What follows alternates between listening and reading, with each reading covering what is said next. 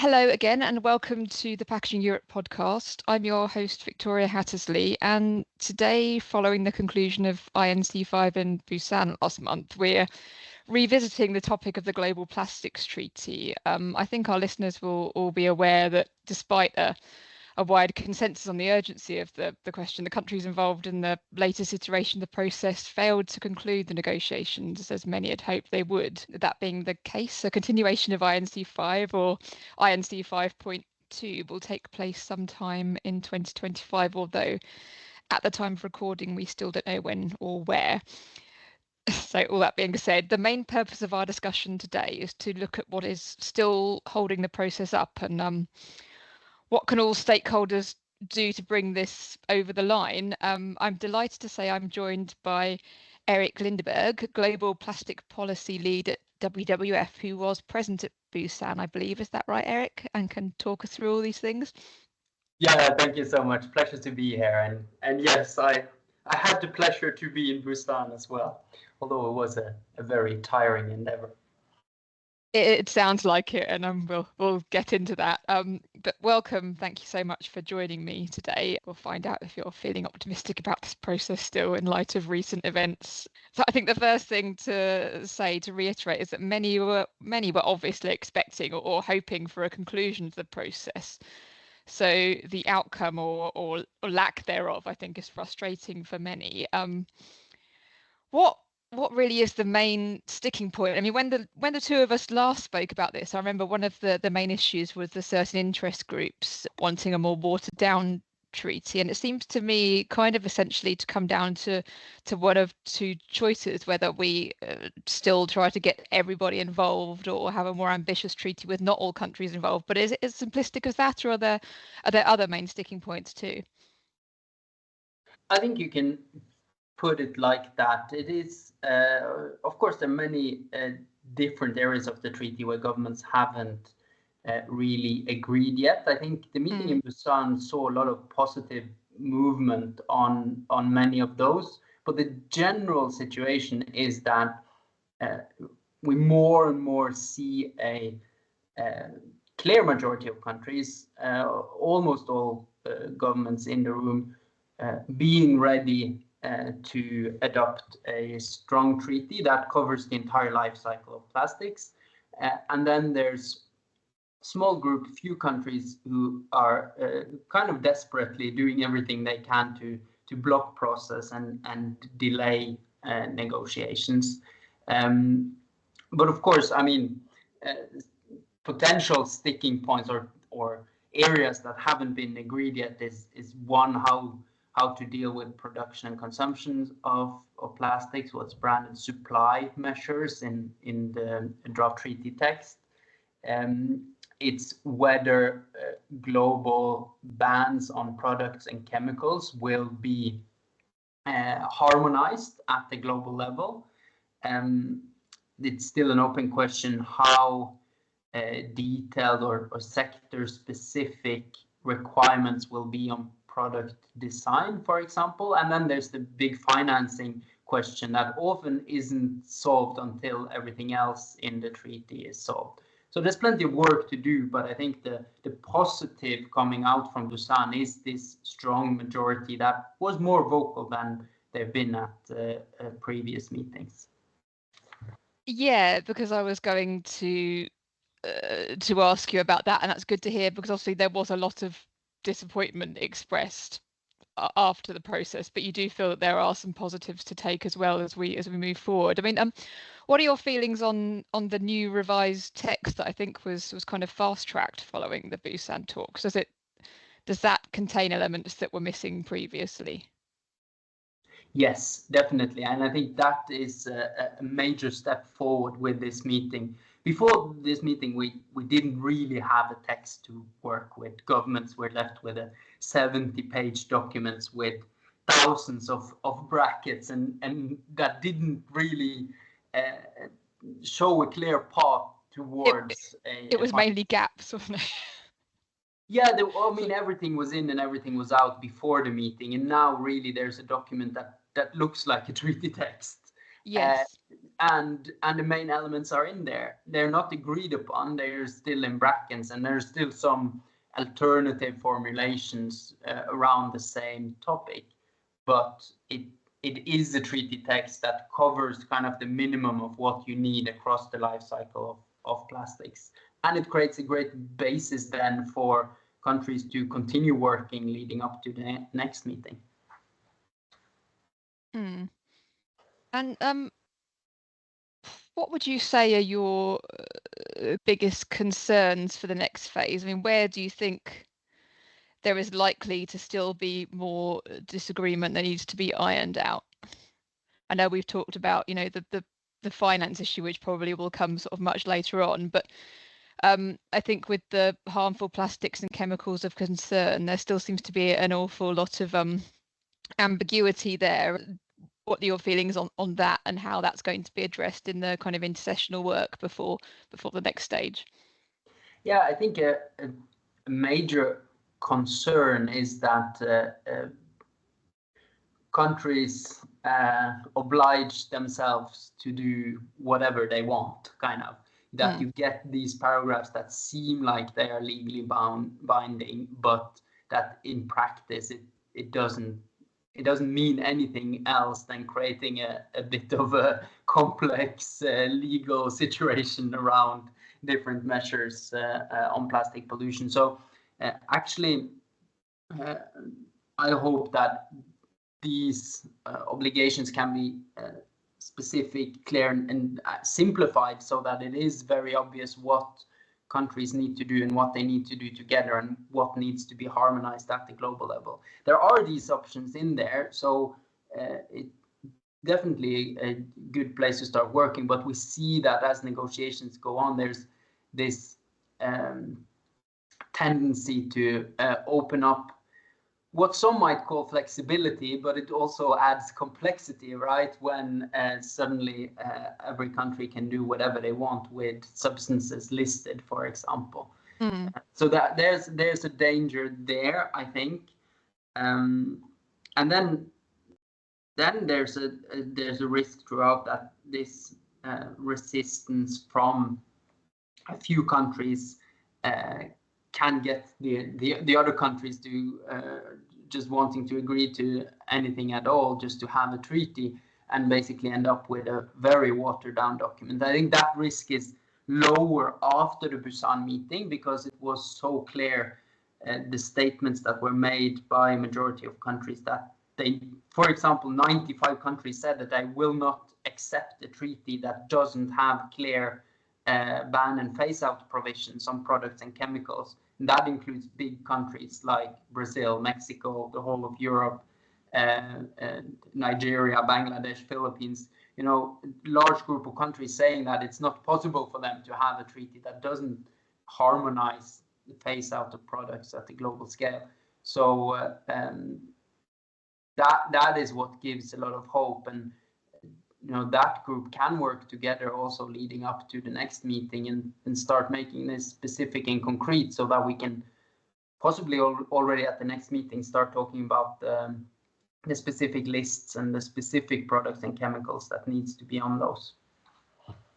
Yeah, that was definitely the impression we got, that there was a much firmer consensus on the idea that if these like-minded countries aren't willing to participate in a more ambitious treaty, that we will sort of move ahead regardless, which is a positive. I wondered if you had any idea of if there's any specific kind of intersessional work that has now been set up or agreed upon that you can share with us, because I know that again, last time we spoke, there was a bit of concern that before Busan, that the intersessional work was a lot of it was taking place in kind of closed meetings and so forth, and that may have hampered more open discussions, and whether you thought that might have sort of contributed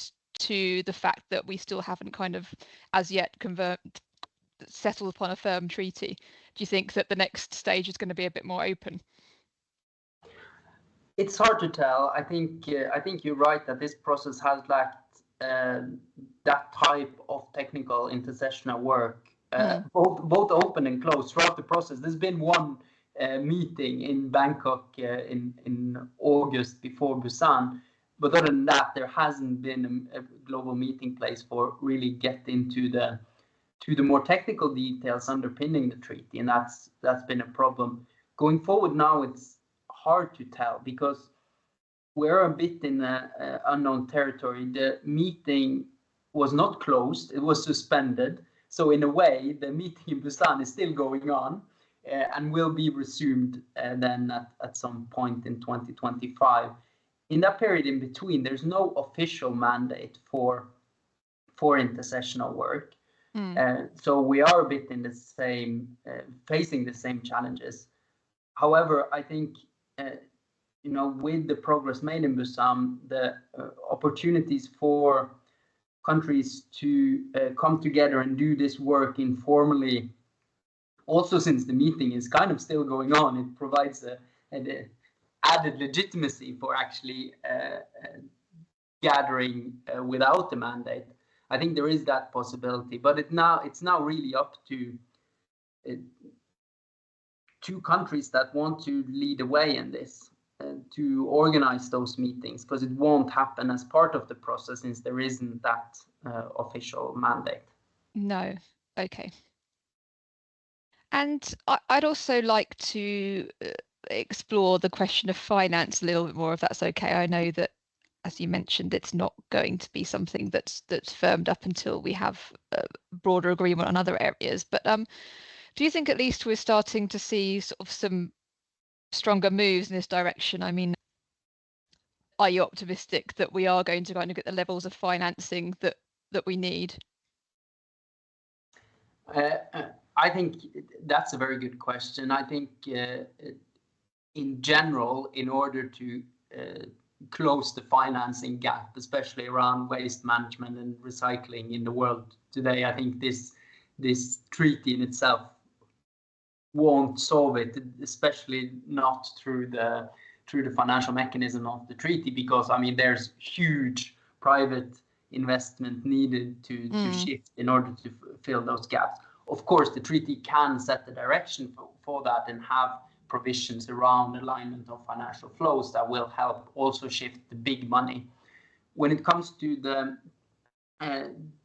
financing mechanism of the treaty itself, I think it is possible to get something that will help countries considerably with implementing the treaty and with solving the problem as well. Of course, it's not in the same at the same level as the huge shift in private finance we need, but still, I think there's possibility of getting something very useful. And I think we saw also in Busan a slightly increased willingness to explore and to get a bit beyond the red lines on this issue. This is an issue where the fronts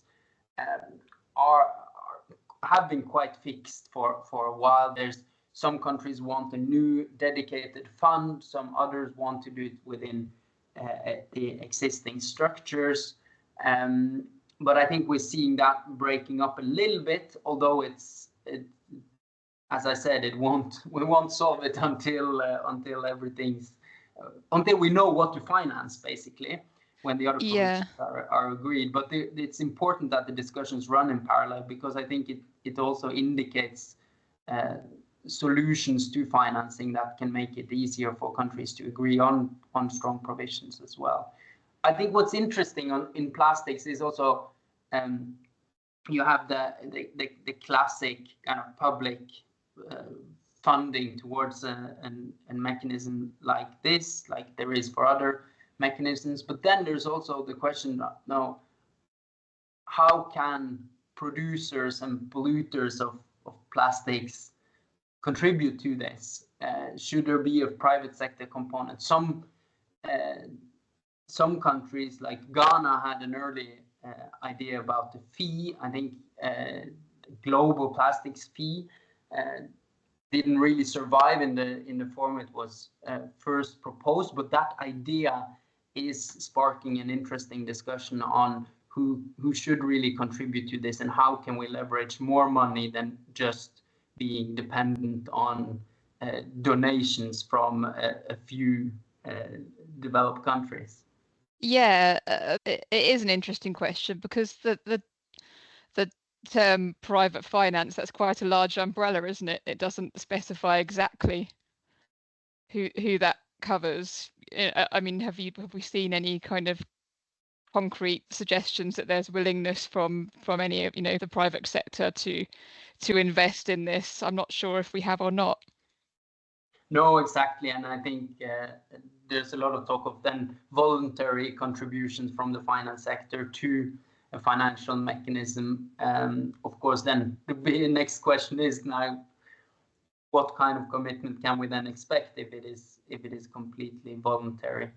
And it's also a question which countries should contribute to the financial mechanism, because some of the countries that are producing a lot of the plastics and a lot of the raw materials for plastics, countries like the Gulf states, like Saudi Arabia, for example, major producer of plastics, but is not in the category of industrialized countries that normally would finance such a treaty. Well, should that be changed, and also widen up the donor base also for the public money?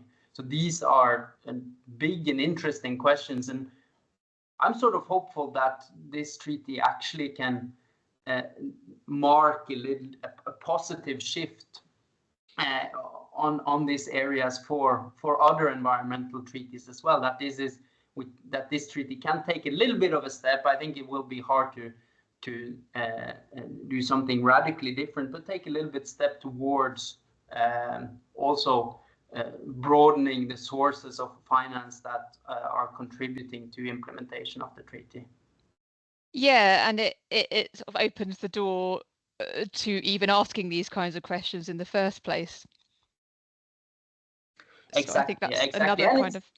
And it's so important, right, that for this treaty to be implemented in all countries, for countries with very limited resources, it is important that there is predictable finance, that they know that we can commit to this treaty and we know that we will be supported in implementing that. So it is essential for the treaty to work.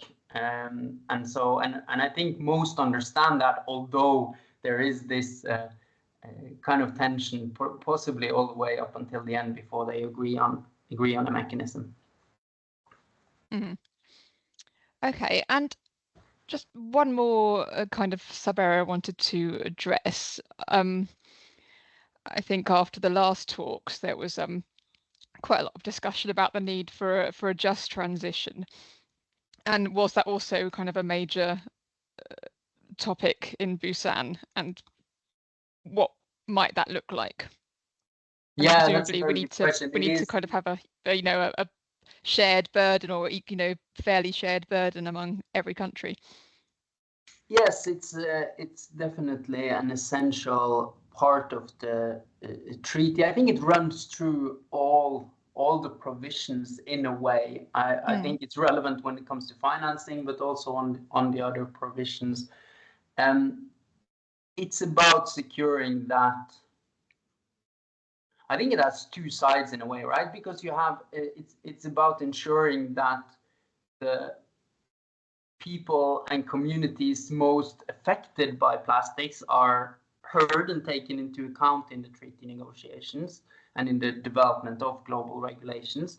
And it's to make sure that those who are affected by the transitions also are taken into account. And here I think I'm of the opinion that capital intensive industries earning a lot of money today on extraction of raw materials of plastics, they are in no need of support in getting out of this business. This is really about the people living from the plastics economy, maybe as waste pickers, maybe as marginalized people often that would be in some way affected, either with the formalization of the economy or with a shift in how we do recycling and how we do waste management. And I think there it's essential that those are both consulted and heard in the processes, but also that systems are rigged in a way that creates job opportunities and doesn't take away livelihoods from those that are most marginalized. And I think there's been a great increase in awareness of this throughout the treaty negotiations. Yeah, so it's more the informal sector we need to look to and ensure there's opportunities created. Exactly. Okay. I guess I also wanted to kind of look further into the future. I know there's no such thing as a perfect treaty, particularly something like this, which is so ambitious, but there is such a thing, I guess we can all agree, as ambitious enough to make it really paradigm changing, which hopefully this will be. But I think it's also important, as I've said before, that we need to, I guess, leave room for adjustment and evolution as we learn more. So it can't be something that's set in stone. Would you agree there? Oh yes, definitely. I think whichever treaty we will get, hopefully next year, would just be the starting point of regulating plastic pollution at the global level. So it's important that the treaty can evolve over time, right? And that means that you need to have the right mechanisms for including new science, technical knowledge into the treaty, technical committee maybe that can recommend improvements over time. And you need to have the right decision-making mechanisms. I think what we've seen in some environmental treaties in the past is that when you have a consensus requirement or a requirement for all countries to agree, then progress can be blocked by one country. Like one member and one party to the convention could then just block the any development going forwards. And I think that's very important to avoid, so that this can be actually a living treaty and basically the way we regulate plastic and plastic pollution globally in the years to come. I think that has a lot of practical benefits as well, with the harmonization of the regulation, with one major conference. There will be plastic COPs going forwards, where then the development of those regulations will take place. So I think it will also be easier for the industry to engage in globally relevant policy making on plastic pollution if this becomes such a living regulatory body on plastic pollution that we're hoping for. Yeah, absolutely, because you say all of these things feed into each other. None of them exist in isolation. No, exactly. Wonderful. Okay, thank you, Eirik, for this very much. Thank you for your time. I think we probably need to end there, but it's been so useful to get your input on this, and hopefully there'll be a clearer way forward and a conclusion to this process next year, or at least a new beginning for the next stage. Is there anything else you wanted to add before we finish? No, thank you so much. It's been a pleasure to be here. And one big reminder, I think, to all of us is it's easy to, especially for the negotiators, to be captured in the logic of the negotiation room. And then I think we all need to constantly remind ourselves why we're doing this and about the accelerating crisis of plastic pollution that is happening out there in the real world. And of course, that is why it's so important that we get this treaty then next year, and that we get the strong treaty. And as you started with saying, the most important thing is that we get the strong treaty, even if not all countries are part of it, and the majority is there now. So if they dare to move ahead, then we can actually get that transformative change that we absolutely need. Agreed. Marvellous. Well, thank you very much. I also wish you a great end of year break and hope to maybe speak again soon when we have more updates on this. And also thanks as always to our listeners, and we'll be back in the new year.